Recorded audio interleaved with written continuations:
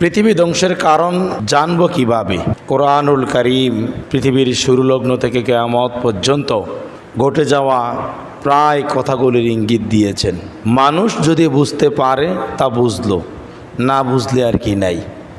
আল্লাহ স্পষ্টভাবে কোরআনুল কারীমে সর্বাধিক সম্পূর্ণ আলোচনা করেছেন যে মুখেই হোক না কেন সে তাহার দিক নিয়ে কোরআনের পক্ষ থেকে একটা পথ পাবে, একটা পথ নির্দেশ পাবে, যদি সে চায় যে আমি যা কর্ম করছি, আমি যা বলছি, আমি যেভাবে চলছি, এই ব্যাপারে কোরআনুল কারীম কোনো দিক নির্দেশনা দিয়েছে কি না। যদি জানতে চায় ইনশাআল্লাহ সে কোরআনুল কারীম থেকে একটা পথ পাবে। এটা আল্লাহর পক্ষ থেকেই ঘোষণা। আল্লাহ তাআলা মানুষের সর্বদিকের হেদায়ার রাস্তা কোরআনুল কারীমে বর্ণনা করেছেন। তো পৃথিবী যে ধ্বংস হয়েছে ইতিপূর্বে কেন হয়েছে আল্লাহ সে ঘোষণা করেছেন। আল্লাহ তাআলা পবিত্র কোরআনুল কারীমে ইরশাদ করেন, ওয়ালাকাদ আলিমতুমুল্লাযীনা আ'তাদাউ মিনকুম ফিস সাবতি ফাকুলনা লাহুম কুনু কিরাদাতান খাসিঈন। যে অবশ্যই তোমরা জানতে পেরেছো যে তাহাদের সম্পর্কে যাহাদেরকে শনিবার সম্পর্কে নিষেধ করা হয়েছে, তাহারা সেই শনিবার সম্পর্কে নিষেধ করার পরেও আল্লাহর হুকুম মানে নাই। আল্লাহ তাআলা তাদেরকে ঘৃণিত বানর বানিয়ে দিয়েছেন, ধ্বংস করে দিয়েছেন। এই যে আয়াতে কারিমা দ্বারা আমরা কি বুঝলাম? এখানে আমাদের কোনো বোধগম্য হয়নি যে শনিবার সম্পর্কে আল্লাহ তাআলা কাদেরকে নিষেধ করেছেন। আমাদেরকে চলে যেতে হবে এই আয়াতে কারিমার প্রেক্ষাপট বা শানি নজুল, আয়াতে কারিমা নাজিল হওয়ার কারণ, সেই বিষয়ে চলে গেলেই আমরা স্পষ্ট হয়ে যাব। হযরত দাউদ আলাইহিস সালাতু ওয়াস সালামের জামানায় তিনি যখন জাবুর কিতাব তেলাওয়াত করতেন, জাবুর কিতাব তেলাওয়াত শোনার জন্য সমুদ্রের মাছগুলি কূলে চলে আসতো, কিনারায় চলে আসতো। আল্লাহ তাআলা দাউদ আলাইহিস সালাতু ওয়াস সালামকে সুন্দর একটা কণ্ঠ দিয়েছেন, এত সুন্দর কণ্ঠ যে উনি যখন তেনার কণ্ঠ দিয়ে তেলাওয়াত করতেন জাবুর কিতাব, আসমানের পাখিগুলি জমিনে নেমে যেত, সমুদ্রের মাছগুলি কূলে চলে আসতো তেলাওয়াত শোনার জন্য। ওই সময় দাউদ আলাইহিস সালাতু ওয়াস সালামের সম্প্রদায়ের লোকগুলি করলো কি, তারা ওই সমুদ্রের কিনারা থেকে মাছ শিকার করতে শুরু করে দিল। তা আল্লাহ তাআলা কী করলেন, দাউদ আলাইহিস সালাতু ওয়াস সালামের কওমের লোকগুলির জানিয়ে দিলেন যে তোমরা শনিবারে মাছ শিকার করবা না। তো ওরা জানতো যে আল্লাহ যে নিষেধ করছে, যদি নিষেধ না মানি তাইলে আযাবের সম্মুখীন হতে হবে, গজব আসবে আমাদের উপর, অতএব আল্লাহর হুকুম মানতে হবে। তো ওরা করলো কি, একটা ট্রিক্স করলো, চালাকি করলো। আপনার শুক্রবারের দিন সমুদ্রের কিনারায় লম্বা খাল কাইটা রাখছে, লম্বা করে খাল কাটছে। তো দাউদ আলাইহিস সালাতু ওয়াস সালাম যে স্থানে তেলাওয়াত করেন সেই সোজা খালটা কাটছে। যখন তিনি জাবুর কিতাব তেলাওয়াত শুরু করবেন, তারা কি করলো, একটা খালের মোহনা করে দিল, সমুদ্রের পানি খালের ভিতর ঢুকতে শুরু করলো। এবার যখন জাবুর কিতাব তেলাওয়াত শুরু করলো, সমুদ্রের মাছগুলি যখন সমুদ্রের কিনারায় আসলো, আসার পরে দেখতেছে একটা সুড়ঙ্গ আছে, আরেকটু কিনারায় যাওয়া যায়। তো আরেকটু কিনারায় যাইতে গিয়ে ওই খালের ভিতর মাছগুলি ঝাঁপিয়ে পড়ছে তেলাওয়াত শোনার জন্য। ওরা করলো কি, ওরা এবার সুড়ঙ্গ বন্ধ করে দিছে। ওরা বলতেছে যে মাছ শিকার আজকে মাছ ধরবো না, কারণ মাছ ধরলে আল্লাহর পক্ষ থেকে আযাব আসবে, অতএব মাছ ধরবো না, আল্লাহর হুকুম মানলাম, কিন্তু আজকে ধরবো না, আগামীকাল ধরবো, তাইলে আর কি সমস্যা, আমরা তো স্বীকার করলাম না, সমুদ্রের মাছ সমুদ্রের পানিতেই আছে। তো এই দাউদ আলাইহিস সালাতু ওয়াস সালামের জামানায় এক গ্রুপ মুরব্বী, ওনারা বলল যে তোমরা যা করছো কাজটা ঠিক না, এটা স্বীকার হয়ে গেল, তোমরা মাছ ধরো না। আর আরেক গ্রুপ বলল যে তোমরা ধরলে ধরো, না ধরলে না ধরো, আমাদের কি আসে যায়, তোমরা ধইরা খাও নাহলে ছাড়ো, আমাদের কি আসে যায়। আবার আরেক গ্রুপ বলল ওরা ধরুক, আমরা ধরবো না, ওরা ধরলে দরকারে মাছ খাবো, কিন্তু আমরা ধরতাম না, কারণ আল্লাহর আযাব রেডি আছে। তিন গ্রুপ হয়ে গেল। এখন ওরা কি করলো, যখন জাবুর কিতাব তেলাওয়াত শেষ, মাছ আটকা পড়ে গেল, রোববারে মাছ ধরতে শুরু করে দিল। তো মাছ ধইরা ওরা বাড়িতে নিয়ে গেছে, নিয়ে রাত্রিবেলা খাইয়া যখন সব ঘুমাইছে, সকালবেলা আর কেউ দরজা খোলে না। ব্যাপারটা কি, বেলা হয়ে গেল কেউ দরজা খুলছে না, কারণটা কি? তো কারণ জানার জন্য মানুষগুলি সব তাদের দ্বার প্রান্তে চলে গেল। যা দেখতেছি কি, ওই যে মাছ খাইছে আল্লাহর হুকুম মানে নাই, আল্লাহ তাআলা জমিনের বুকে তাদেরকে আযাব দিয়ে দিলেন। আর ওই ঘরের ভিতর সমস্ত মানুষগুলি বানর হয়ে আছে। আর এই বানরটা শুধু যারা ধরছে তারা না, যারা বলছে তোমরা ধরো আমরা ধরবো না, তারাও বানর হয়েছে। আর যারা বলছে ধরলে ধরুক, না ধরলে না ধরুক, আমাদের কি আসা যায়, তারাও বানর হয়েছে। আর যারা নিষেধ করছে ওরা কেউ বানর হয় নাই। তো এই ঘটনাটা শোনার কারণটা কি? আল্লাহ তাআলা এই আয়াতের পরবর্তী আয়াতে বলতেছেন, ফাজআলনাহা নাকালাল লিমা বাইনা ইয়াদাইহা ওয়া মা খালফাহা ওয়া মাউইযাতাল লিল মুত্তাকিন। আমি যে দাউদ আলাইহিস সালাতু ওয়াস সালামের ঘটনা তোমাদেরকে শুনাইলাম, এর মর্ম কি, এর হাকিকত কি বুঝো? আমি এটাই তোমাদেরকে শিক্ষা দিলাম। আমি রবের হুকুম যদি না মানো, জমিনের বুকে নাফরমানি যদি করো আমার, তাহলে হঠাৎ করে আযাব দিয়ে দিব। কি আযাব যে দেব তোমরা বুঝবা না। আর আমি এই ঘটনা শুনাইছি সমসাময়িক, হে মুহাম্মদ সাল্লাল্লাহু আলাইহি সাল্লাম, আপনার সময়ে যাহারা বেঁচে আছে এদেরকে সংশোধনীর জন্য আমি এই আয়াত শুনাইলাম। এর পরবর্তীতে কিয়ামত পর্যন্ত যত মানুষ আসবে আপনার উম্মত, সমস্ত মানুষের শিক্ষার জন্য কোরআনুল কারীমে আমি এই ঘটনা বর্ণনা করে দিয়েছি। সমস্ত মানুষ যেন কোরআন থেকে শিক্ষা গ্রহণ করে যে আল্লাহর আদেশ, আল্লাহর হুকুমের অবাধ্য হলে, নাফরমানি করলে, গুনাহ বাড়িয়ে দিলে আমি কি করতে পারি, আপনার উম্মতরা যেন শিক্ষা পায়। তাহলে আল্লাহর পক্ষ থেকে আযাব কিভাবে আসে আমরা একটা ঘটনা বললাম। অন্য আয়াত আল্লাহ তাআলা বলেন, কাম আহলাকনা ক্বাবলাহুম মিন করনিহিম মাক্কান্নাহুম ফিল আরদি মা লাম নুমাক্কিন লাকুম ওয়া আরসালনাস সামাআ আলাইহিম মিদরারা ওয়া জাআলনাল আনহারা তাজরি মিন তাহতিহিম ফাআহলাকনাহুম বিযুনুবিহিম ওয়া আনশা'না মিন বা'দিহিম করনান আখরিন। আল্লাহ তাআলা বলেন, হে মুহাম্মদ সাল্লাল্লাহু আলাইহি ওয়াসাল্লাম, আপনার পূর্বে আমি বহু জাতিকে ধ্বংস করে দিয়েছি পৃথিবীর বুকে, যাহাদেরকে পৃথিবীর বুকে এমনভাবে প্রতিষ্ঠিত করেছি, এত শক্তিশালী করেছি, মা লাম নুমাক্কিন লাকুম, ওইভাবে আমি আপনাদেরকেও শক্তিশালী বানাই নাই। ওয়া আরসালনাস সামাআ আলাইহিম মিদরারা ওয়া জাআলনাল আনহারা তাজরি মিন তাহতিহিম, এদের সুবিধার্থে আমি আসমান থেকে, জলধর মেঘমালা থেকে ধারাবাহিক বৃষ্টি দিয়েছি। আর এই বৃষ্টির পানি দিয়ে এদের পায়ের তলদেশ দিয়ে নহর প্রবাহিত করে দিয়েছি, নদী, খাল, বিল, ঝিল তৈরি করে দিয়েছি, যাতে করে এরা সুষ্ঠুভাবে জীবনযাপন করতে পারে। আমি এইসব করে দিলাম, সুবিধা দিলাম। ফাআহলাকনাহুম, অতঃপর আমি এদেরকে ধ্বংস করে দিয়েছি, বিযুনুবিহিম, তাহাদের পাপের কারণে। তাহাদের পাপের কারণে আমি তাহাদেরকে ধ্বংস করে দিয়েছি, সুবিধা দিয়েছি, ধ্বংস করে দিয়েছি। একইভাবে আল্লাহ আমাদেরকে শ্রেষ্ঠ জাতি বানিয়েছেন। পার্থিব জগতে আমাদেরকে সুবিধা দিয়েছেন, বৃষ্টি দিয়েছেন, রৌদ্র দিয়েছেন, অন্ধকার রজনীতে চন্দ্রের ব্যবস্থা করে দিয়েছেন, তারকারাজি দিয়েছেন, ফসল ফলাতে দিয়েছেন। আল্লাহ বলছেন আমি সুবিধা দিয়েছি। যখন পাপ বাড়িয়ে দিবে আমার পক্ষ থেকে আযাব চলে আসবে, এতে কোনো প্রকার সন্দেহ নাই। যুগ যুগ ধরে আল্লাহ তাআলা পাপের কারণে মানুষকে ধ্বংস করেছেন। মুসা আলাইহিস সালাতু ওয়াস সালামের কওমকে ধ্বংস করেছেন, ঈসা আলাইহিস সালাতু ওয়াস সালামের কওমকে ধ্বংস করেছেন, ইব্রাহিম আলাইহিস সালাতু ওয়াস সালামের কওমকে ধ্বংস করেছেন, ইয়াহইয়া আলাইহিস সালাতু ওয়াস সালাম, লূত আলাইহিস সালাতু ওয়াস সালাম, নূহ আলাইহিস সালাতু ওয়াস সালাম, যুগ যুগ ধরে আল্লাহ তাআলা অসংখ্য নবীদের কওমকে ধ্বংস করেছেন। আর এক নবীর স্থলাভিষিক্ত আরেক নবীকে বসিয়ে দিয়েছেন। এক কওমের পরে আরেক কওম এসেছে, কিন্তু আমাদের পরে তো আর কোনো জাতি নাই, আমাদের নবীর পরে আর কোনো নবী নাই। আমাদের যেই পাপ যদি অতিরিক্ত হয়ে যায়, সেই পাপের জন্য আমাদের যে ধ্বংস আসবে সেটা আপনার পৃথিবীকে আর টিকিয়ে রাখবে না, গোটা পৃথিবী সহই আমরা ধ্বংস হয়ে যাব। এজন্য আল্লাহ নবী সতর্ক করে বলেন, হে আমার উম্মতরা শুনো, ইন্না মিন আশরাতিস সাআ, তোমাদের উপর পরিপূর্ণ ধ্বংস ওই সময় চলে আসবে, আইয়ার ফাআল ইলমা, যখন দেখবা পৃথিবীর বুক থেকে এলেম উঠে গেছে। এলেম উঠে যাওয়ার কারণে মানুষ বিপদগামী হবে, পাপ আরও বাড়িয়ে দিবে। মানুষ গুনাহ করবে, গুনাহ যে সে বুঝবে না, পাপ করতেছে।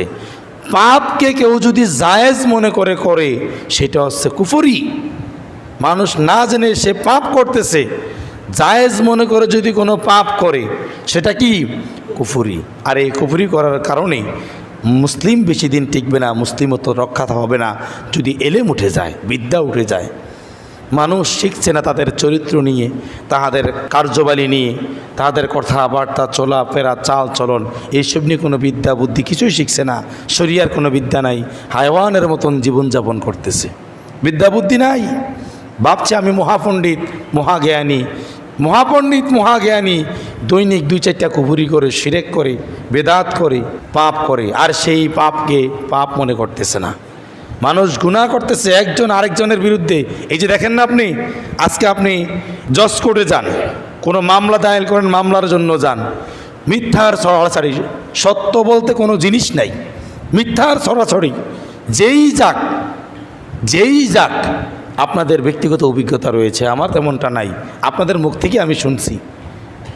আপনার জজ বলেন, উকিল বলেন, যারা আছে ওই স্থানে, যারা বাদী আসামি উভয় মিথ্যাবাদী, মিথ্যা কথা বলতেছে। আর এই মিথ্যার কারণে আল্লাহ যে আযাব দিবেন, মরা মাত্রই ধরবেন, এই চিন্তা চেতনা মানুষের অন্তরে কাজ করতেছে না। কে কত মিথ্যা কথা সেই স্থানে বলতে পারে, প্রতিযোগিতা দিয়ে মিথ্যা বলছে। এই যে মানুষ পাপ করতেছে, এই পাপকে কোনো রকম পাপ মনে করতেছে না, এটা কুফরি।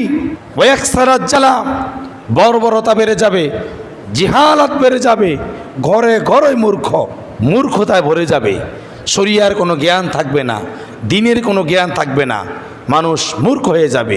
পার্থিব সব ধরনের জ্ঞান থাকতে পারে, পার্থিব চিন্তাধারা মানুষ চালাক, খুব বুঝে, খুব জানে, কিন্তু শরিয়ার কোনো কিছু বুঝেও না, জানেও না। ওয়াশরাবাল খামরা, নেশাজাতীয় দ্রব্যের সরাসরি চলবে, ঘরে ঘরে 2-4টা নেশাখোর আছে। আজকে বাড়িতে বাড়িতে নেশাখোর। আগে আমরাই ছোটোবেলা দেখেছি নেশাখোর 2-4টা গ্রামের ভিতর থাকতো, এরা চিহ্নিত। এখন আর চিহ্নিত নেশাখোর নাই, প্রায় ঘরে ঘরে নেশাখোর 2-1 জন আছে, প্রায় বাড়িতে বাড়িতে নেশাখোর 2-4 জন আছে, নেশা করতেছে, নেশার সরাসরি আনন্দের সাথে নেশা করতেছে। কি শুরু হয়ে গেল? ওয়াকসারাত জানা, জেনা ব্যভিচার বেড়ে যাবে। মানুষ যে জেনা করতেছে, জেনা মনে করতেছে না, জেনাকে মানুষ জায়েজ ভাবছে, সম্মানের কিছু একটা ভাবছে। আপনার মেয়ে স্কুলে তাহার বয়ফ্রেন্ডের সাথে কথা বলছে, কিছুই যায় আসে না, ক্লাসমেটের সাথে অবাধ মেলামেশা করছে, আপনার ব্রেনে তেমন আঘাত খায় না, তার পর্দা পশিদার কোনো খবর নাই। আপনি তাকে শর্ট হাতা জামা বানিয়ে দিয়েছেন, আপনি বাপে পাপিষ্ঠ। সে বেপর্দা যাওয়ার কারণে যে গুনাহ হবে, আপনার বাপের আমলনামায় সে গুনাহ লেখা হবে, কারণ এই জামা আপনি বানিয়ে দিয়েছেন। আপনি তাহার পর্দা পশিদার ব্যাপারে গুরুত্ব দেন নাই। আপনার টাকার কেনা পোশাকে সে তাহার রূপ যৌবন মানুষকে দেখাইতে পারছে, আপনি মনে রাখবেন এই পাপের ভাগ আপনার আমলনামায় চলে আসতেছে। আল্লাহ রাব্বুল আলামিন বলতেছেন, মাইয়াশফা শাফাআতান হাসানাতান ইয়াকুল্লাহু নাসীবুম মিনহা ওয়া মাইয়াশফা শাফাআতান সাইয়্যাতান ইয়াকুল্লাহু কিফলুম মিনহা। কেউ যদি কাউকে ভালো কাজের জন্য সাহায্য সহযোগিতা করে, ভালোর একটা অংশ আল্লাহ তাআলা তার আমলনামায় লিখে দিবেন। আর কেউ যদি কাউকে পাপ করার ক্ষেত্রে সহযোগিতা করে, আপনার কারণে কেউ পাপ করতেছে, আপনি সুদ খান না, সুদের লেনদেন করেন না, কিন্তু সাক্ষী হয়েছেন, আপনিও পাপিষ্ঠ, আপনি সুবিধা করে দিয়েছেন। আপনি চুরি করেন না, চোরকে সারিয়ে দিয়েছেন। আপনি চুরি করেন না, চুরি করার ক্ষেত্রে কাউকে সাহায্য সহযোগিতা করেছেন। আপনি জেনা করেন না, কাউকে জেনা করার জন্য সুযোগ করে দিয়েছেন। হতে পারে না এমন? আপনি নেশাজাতীয় দ্রব্য পান করেন না, কিন্তু আপনার ছেলেকে নেশাজাতীয় দ্রব্য পান করার জন্য, সান রাতে আনন্দ উল্লাস করার জন্য আপনি অর্থ ব্যয় করছেন। এই পাপ বাস্তবায়ন হওয়ার পরে যে গুনাহ হবে, সমস্ত গুনাহগুলি আপনার আমলনামায় লেখা হবে। কাল কিয়ামতের ময়দানে আপনি বলবেন যে আল্লাহ, এই জিনার গুনাহ আমার আমলনামায় আসলো কিভাবে? আমি তো জিনা করি নাই। আল্লাহ বলবেন, তুমি করো নাই, তুমি জিনার কাজে সহযোগিতা করছো, তুমি তোমার চক্ষুকে ঠিক রেখেছ, এইটা ঠিক, কিন্তু তোমার মেয়ের পর্দাপোশিদার ব্যাপারে, তোমার স্ত্রীর পর্দাপোশিদার ব্যাপারে তোমার কোনো গুরুত্ব ছিল না। তোমার টাকা কিনা শার্ট প্যান্ট পরে সে অবাধ মেলামেশা করেছে, তুমি সুযোগ করে দিয়েছ। তোমার টাকা সে জায়গায় জায়গায় তার ক্লাসমেট নিয়ে ঘুরছে, তুমি সুযোগ করে দিয়েছ। অতএব সেই গুনাহ তোমার আমলনামায় চলে আসছে। কিছু কি বুঝেন? গুনাহ না করেও কাল কিয়ামতের ময়দানে গুনাহগার হয়ে দাঁড়াতে হবে। সম্মানিত উপস্থিতি, এই যে ছেলেমেয়েরা অবাধ মেলামেশা করছে, এতে আমাদের কোনো মানহানি হয় না। জেনা করতেছে, গুনাহ করতেছে, কোনো মানহানি নাই। যদি বিয়ে করে ফেলে তাহলে আমাদের মান সম্মান সব শেষ। দেখছেন শয়তান কোন জায়গায় নিয়ে আমাদের ব্রেন ঠেকাইছে। আপনি যদি ভাবেন যে আমার মেয়ে যেই ছেলেকে পছন্দ করছে, আমার বংশীয় মর্যাদার একটু হানি হয়ে যায়, হতে পারে আপনার মান মর্যাদার দিক দিয়ে আপনার চিন্তা চেতনা এমন হতে পারে, তাহলে আপনি সেভাবেই লালন পালন করেন। অবাধ মেলামেশার সুযোগ করে দিয়ে যখন জেনা করলো তখন কথা নাই, যখন বিয়ে করলো তখন আপনার মান সম্মান গেল। চিন্তা করছেন জিহালাত কিভাবে আমাদের ভিতর বেড়ে গেল? ও এক সারা জিনা বেড়ে গেল, জিনা চলছে। আল্লাহ নবী বলতেছেন ইন্না মিন আশরাতিস সাআ, কিয়ামত ওই সময়ে ঘনিয়ে আসবেই, বেশি দিন বাকি নাই, যখন এই আমলগুলি আমার উম্মতের মধ্যে প্রায় ঘরে প্রায় মানুষের চরিত্রে দেখা যাবে। সে আমলগুলি কি? ইজাত তুকিজাল ফাইউ দেওয়ালা, যখন দেখবা মানুষ রাষ্ট্রীয় সম্পদকে আপন সম্পদ মনে করতেছে। আজকে দেখেন প্রতিযোগিতা করে রাষ্ট্রের বিভিন্ন শীর্ষস্থানীয় মানুষগুলি রাষ্ট্রীয় সম্পদকে খাচ্ছে, কেউ বাধা দেওয়ার মতন নাই। তার উপরস্থ কর্মকর্তা সেও জানতেছে আমার যে নিচে কর্মকর্তা রয়েছে সে ঘুষ খাচ্ছে, সে অবৈধ সম্পদ বক্ষণ করতেছে, আবার যে উপরস্থ কর্মকর্তা রয়েছে তিনিও বক্ষণ করতেছে। প্রায় সেক্টরে 2-4 জন হতে পারে ভালো মানুষ, 2-4 জন ছাড়া প্রায় সেক্টরে ঘুষ, সুদ, রাষ্ট্রীয় সম্পদ যেভাবে পারে সেভাবে বক্ষণ করতেছে। আমি কিছুদিন পূর্বে ফেসবুকে একটা ভিডিও দেখলাম, সততা আমি অতটা জানি না, ওরা একটা হিসেব করতেছে, আমি জানি না, আমার খেয়াল নাই যে কিসের জন্য একটা হিসাব দিচ্ছে। কোনো একটা অফিসের হিসাব দিচ্ছে যে একটা বালিশ দোতলা থেকে নিচতলায় নামাইছে, এই বালিশ নামানোর খরচ হচ্ছে 30,000 টাকা। বাউসার আমার জানি না, যারা সোশ্যাল মিডিয়ায় অল টাইম অ্যাক্টিভ ওনারা হয়তো মনে আছে অনেকেরই, মানে গাছে মাছে বাউসার রাষ্ট্রীয় সম্পদ খাইতেছে। আজকে আপনি ভূমি অফিসে যান, যেখানে যাবেন আপনি একটা ড্রাইভিং লাইসেন্স করবেন, রাষ্ট্রীয়ভাবে সর্বোচ্চ 4,500 টাকা, 10,000 টাকার এই পাশে আপনি পারতেন না। 8 টাকা কারা খাইল? দেখেন 8 টাকা কারা খাইল? আমি তো শুধু এক জায়গার কথা বললাম, সর্বসেক্টরে 2-4 জন ভালো মানুষ আলহামদুলিল্লাহ আছে, না থাকলে তো এতদিনে গজব হইতো। আল্লাহ হয়তো আমাদের কিছু মানুষের আমলের কারণে আল্লাহ আমাদের উপর রহম করতেছেন ইনশাআল্লাহ। আল্লাহ দয়াবান, মেহেরবান, তিনি রহম করবেন। রহমতকে আল্লাহ তাআলা নিজের জন্য খাস করে নিয়েছেন, তিনি রহম করতেছেন। না হয় আমাদের কর্ম দিয়া যা অবস্থা, আল্লাহর মায়া বেশি, দয়া বেশি, এই জন্য দয়া করতেছেন। আজকে বলেন চেয়ারম্যান বলেন, মেম্বার বলেন, এমপি বলেন, মন্ত্রী বলেন, একদম সর্বসেক্টরের সমস্ত মন্ত্রণালয়ে দুর্নীতিবাজের অভাব নাই। রাষ্ট্রীয় সম্পদ যে যার মতন বক্ষণ করতেছে। এখন আপনি যদি বলেন হুজুর 2-1টা প্রমাণ দেখান, আপনারা যারা উপস্থিত আছেন আপনারা সবাই এই ব্যাপারটা বুঝেন। কি করবেন? বুঝেও এই রাষ্ট্রীয় সম্পদ খাওয়াকে আমাদের বৈধতা ঘোষণা করতে হয়। কিছুই করার নাই। হ্যাঁ, তার মধ্যেও ভালো এমপি, মন্ত্রী, মেম্বার, চেয়ারম্যান থাকতে পারে না, আছে, তার ভিতরে আছে, কিন্তু প্রায় সেক্টরেই দুর্নীতি হচ্ছে, রাষ্ট্রীয় সম্পদকে প্রতিযোগিতা করে খাচ্ছে। টেন্ডারবাজির নামে অসংখ্য ফুল ভাঙা হলো এক রাত্রিতে। আমাদের চাঁদপুর উপজেলায় জায়গায় কোনো প্রয়োজন নাই বেহুদাই ভালো ফুলগুলি, যেই ফুলগুলি সামনে আরও অন্ততপক্ষে 20 বছর টিকে থাকতো, সেই ফুলগুলি এক রাত্রিতে কি মেডিসিন দিয়ে যেন ভেঙে ফেললো, শুধু টেন্ডারবাজির জন্য। হাজার কোটি টাকা এই ফুলের নামে বরাদ্দ আনলো, রাষ্ট্রীয় সম্পদকে এই মুসলিম উম্মাহ, বাংলাদেশে মুসলিম দাবি করে এই মানুষগুলি রাষ্ট্রীয় সম্পদকে খেলো। আর আল্লাহ নবী বলতেছেন ইজা তুকিজাল ফাইউ দেওয়ালা, যখন রাষ্ট্রীয় সম্পদকে মানুষ আপন সম্পদ বলে বক্ষণ করবে তখন ভাববা কিয়ামত বেশি একটা দূরে নাই। এই চোর কার কাছে ক্ষমা চাইবে? যারা রাষ্ট্রীয় সম্পদকে বক্ষণ করলো, কার মালিকানার এই সম্পদ, সে কার কাছে ক্ষমা চাবে? সুযোগ আছে? এমনকি দেখা যায় আমাদের সাধারণ জনগণও যেইভাবে পারে, ছেলে বিদেশ আছে, তারপরে দেখেন আমাদের হামসরে এগুলো হয়, অনেক জায়গায় হয়। আমাদের হামসরে আবার জেলে ভাতা আছে, জেলে ভাতা আছে। অনেক ভালো ভালো মানুষ এই জেলে ভাতা নিয়ে আসে নিজেদের নামে, অনেক জেলেরাও তাদের ভাতা পায় না। এমন ঘটনা অনেক জায়গায় ঘটে। তো আলহামদুলিল্লাহ আমাদের এবার আমি পরবর্তীতে শুনতে পারছি যে একটা কঠিন পদক্ষেপ নেওয়া হয়েছে, যে জেলের মোবাইল নাম্বার নিয়ে কোন কোন জেলে আছে যাচাই বাছাই করে মোবাইল নাম্বার নিয়ে পাঠায়, তার মধ্যে 2 নম্বরই চলে। কোথায় যাবেন? শান্তি নাই। বল আমানত মাগনামা, আর আমানতের খেয়ানত চলতেছে।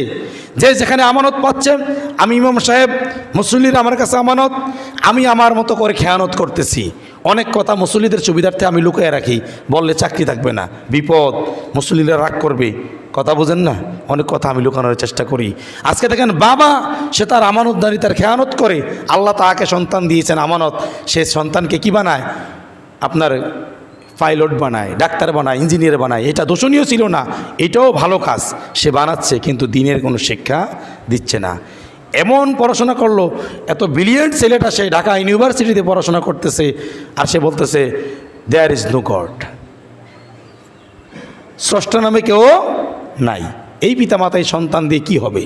কাল কিয়ামতের ময়দানে এই সন্তান বলবে আরিনাল্লাযীনা আযাল্লানা মিনাল জিন্নি ওয়াল ইনসি নাজআলহুমা তাহতা আকদামিনা লিয়াকুনা মিনাল আসফালিন।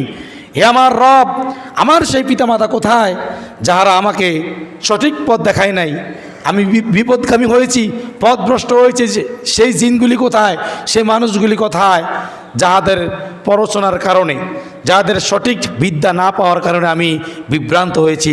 আজকে তাদেরকে আমাদের পায়ের নিচে ফালান, তাদেরকে ফারাইয়া ফারাইয়া জাহান্নামে যাব। চিন্তা করছেন আমরা কোথায় আছি? আমরা আমানতের খেয়ানত করছি।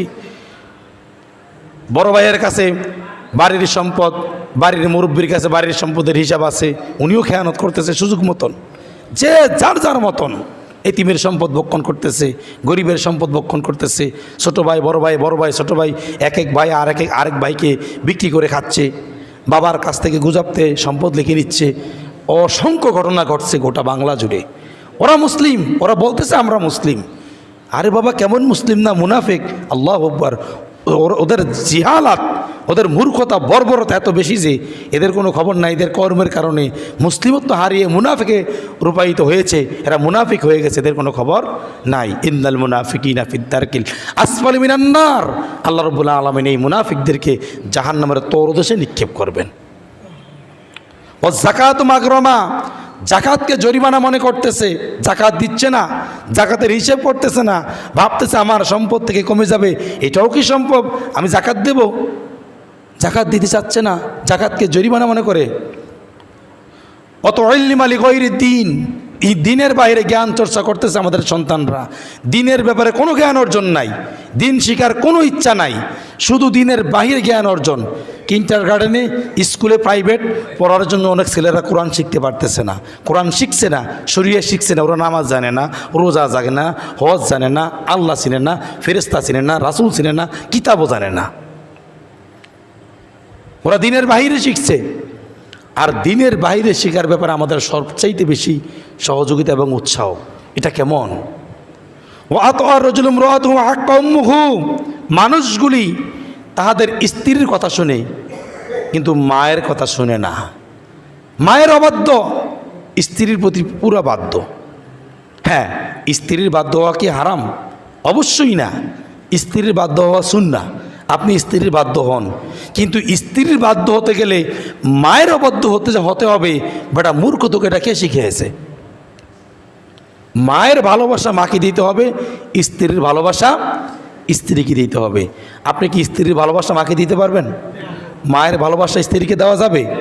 অজ্ঞ জাতি বলতেছে বউ পাইয়া মারে ভুলে গেছে, এমন আছে না? এ মূর্খ, এ লম্পট, এর কোনো হিসেব নাই। মা তো মাই, মায়ের জায়গায় মা, স্ত্রীর জায়গায় স্ত্রী। মুআদনা সাদিকাহু আকসা আবাহু, মানুষের বন্ধু বান্ধবের কোনো অভাব নাই। বন্ধুর সাথে খুব ভালো আচরণ, কিন্তু বাবার সাথে ভালো আচরণ নাই। কথা কি মিলে? কথা কি মিলে? ছেলে সন্তানরা আজকে পিতার সাথে কোনো সুসম্পর্ক নাই, ভালো সম্পর্ক নাই। বন্ধুর সাথে মিশলে একদম কলজা কাটা খাওয়া দেয়। বন্ধুর সাথে মেশা কি নাজায়েজ ছিল? না, বন্ধুর সাথে সে মিশতে পারে, বন্ধুত্ব রাখতে পারে, কিন্তু বাবার সাথে কেন রূঢ় আচরণ চলবে, বাবার সাথে কেন সম্পর্ক থাকবে না? এর মানেটা কি? দেখেন আজকে সমাজের প্রত্যেকটা রন্ধ্রে রন্ধ্রে এই ঘটনাই ঘটতেছে। মানুষ বন্ধুবান্ধব নিয়ে খুব খেলতামশা আছে, কিন্তু পিতার কোনো খবর নাই, পিতার প্রতি কোনো শ্রদ্ধা ভক্তি নাই। অজহারাতিল আসওয়াতু ফিল মাসাজিদ, মসজিদগুলিতে চিল্লা পাল্লা চিৎকার চেঁচামেচি আছে না? মসজিদে উড়িয়ে উড়ে চিল্লিয়া উড়ে কি অবস্থা! মসজিদে আসলে একজন আরেকজনের সাথে কথা বলে, এটা যে একটা খারাপ কাজ এটা মনেই করে না। চিন্তা করছেন, মসজিদে আওয়াজ বেড়ে গেল, চিল্লা পাল্লা, ইমাম সাহেবেরও ধমক দেয়, ঠিক না? মুসল্লির সাথে কি আচরণ! এই আপনি এখানে দাঁড়িয়েছেন, এখানে আসেন, এই আপনি কি গ্যারাফি পালিয়ে দাঁড়িয়েছেন নাকি? লড়েন না কা? মসজিদে চিল্লা পাল্লা চলে না, আমাদের চেঁচামেচি চলে না? এটা কি আমাদের আলামত? মসজিদে কোনো শব্দ চলবে না, কোনো শব্দ চলবে না, প্রয়োজনীয় কথা চলবে না। মসজিদে প্রবেশ করছেন, 2 রাকাত নামাজ পড়বেন, যদি সময় না থাকে 2 মিনিট থাকে, প্রয়োজনে কোরআন খুলে বসবেন, কোরআন খুলে বসে যান, কোরআন পড়েন। কিসের কথাবার্তা, কিসের চিল্লা পাল্লা? এটা আল্লাহর ঘর, আল্লাহর ঘরের ইজ্জত আছে, সম্মান রয়েছে। অজাহাতুল কাইনাতু ফিল মাগাজিব, বাদ্যযন্ত্র বেড়ে যাবে। আজকে ঘরে ঘরে বাদ্যযন্ত্র, বাদ্যযন্ত্র যে নাজায়েজ জিনিস অনেক মুসলিম উম্মাহ মনেই করতেছে না। সেদিন আমি এক বৃদ্ধ লোকের মুখে শুনলাম, উনি মোবাইল দেখে, তো ওনার পুত্রবধূ বলতেছে, বাবা আপনি যে এভাবে মোবাইল দেখেন এটা কি ঠিক হয়? এটা তো ঠিক না, আপনি নাটক দেখেন, এইভাবে দেখেন। তুই কি বেশি বুঝস? নাচ গান দেখা যাবে না, কিন্তু নাটক দেখলে তো কোনো সমস্যা নাই। চিন্তা করছেন, নাটক কেন? আপনি মোবাইলে এখন যা দেখবেন সর্ব জায়গায় তো বাদ্যযন্ত্র চলতেছে না, প্রায় জায়গায়। এই যে বাদ্যযন্ত্র বাজতেছে ঘরে ঘরে, মানুষ এটাকে বাদ্যযন্ত্র মনে করে না, বাদ্যযন্ত্র মনে করে কোনটা জানেন? ওই যে আপনার বিবাহের দিন একবারে ডেক্সিরেটটা বাজায়, ওইটারে মনে করে এটা হারাম। হ্যাঁ, আর হিন্দুরা যে ঢোল বাইরা, এটা হারাম।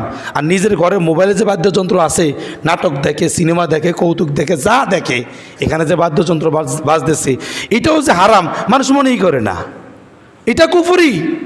এই যে হারাম কাজ করতেছেন, বাদ্যযন্ত্র শুনতেছেন, এটা যে হারাম কাজ, আর আপনারা যে হারাম মনে না করে এই বাদ্যযন্ত্র শুনতেছেন, এটা কুফরি। ঈমান কোথায় আমাদের? কেন তাপমাত্রা বাড়বে না? পৃথিবী তাহার চলমান গতি কেন হারিয়ে ফেলবে না? প্রাকৃতিক দুর্যোগ কেন ঘটবে না? প্রকৃতির পরিবর্তন কেন হবে না?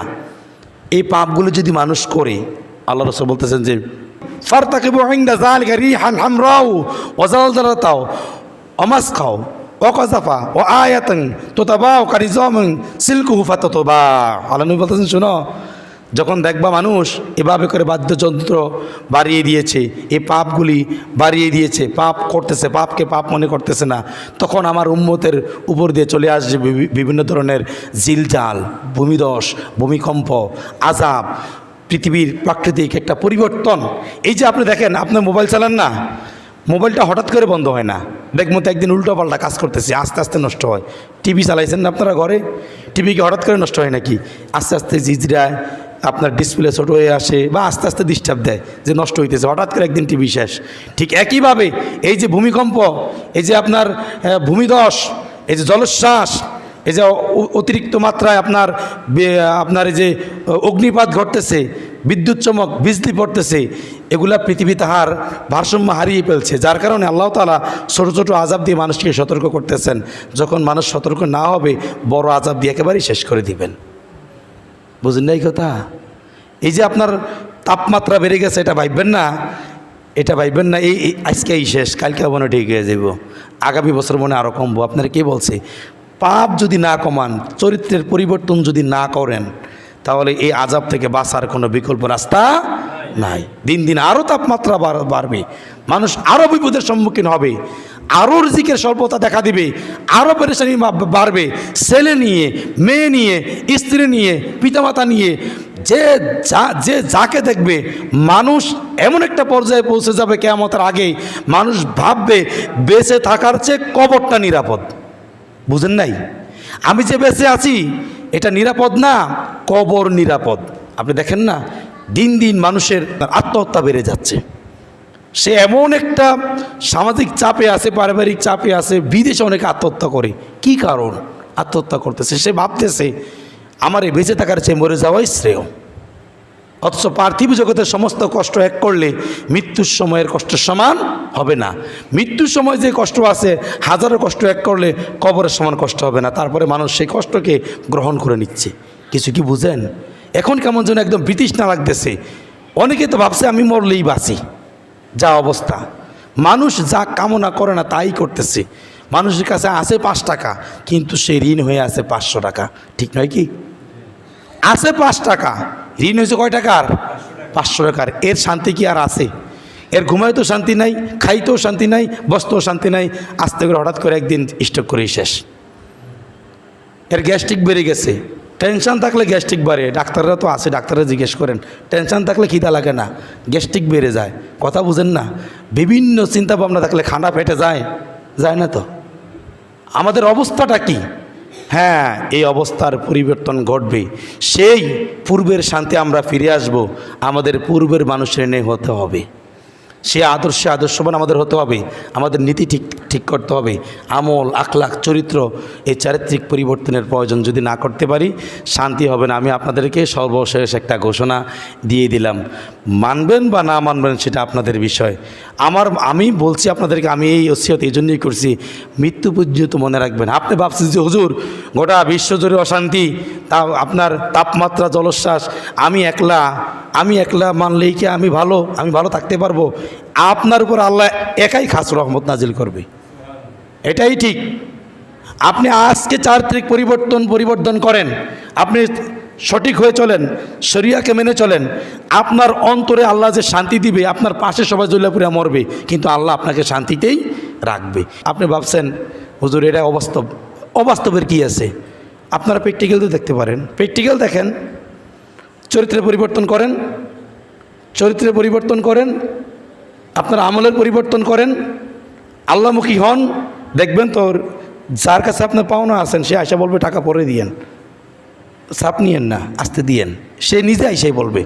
আল্লাহ প্রয়োজনে নিজের কুদরতি দ্বারা তারা সাহায্য করবে, যাতে করে আপনার ঋণগ্রস্ত ব্যক্তিকে চাপ না দেয়। পারিবারিক অশান্তি আল্লাহ কমিয়ে দিবে, আপনার জন্য কমিয়ে দিবে। আপনি যদি বেঁচে চিনে চলেন, আপনাকে আল্লাহ তাআলা শান্তিতে রাখবে। যদি গোটা সমাজের মানুষগুলি ভালো হয়ে যায়, সমাজটাকে আল্লাহ হেফাজত করবেন। তো যাই হোক, আল্লাহ রাব্বুল আলামিন আমাদের সকলের চারিত্রিক পরিবর্তন করা তৌফিক দান করেন। যে আমলের কারণে আমাদের উপর আযাব পতিত হচ্ছে, আরও অনেক কারণ আছে। আমি হাদিসটা পুরো বলতে পারি নাই, আরও আছে, সময় শেষ, এজন্য আর বলতে পারলাম না।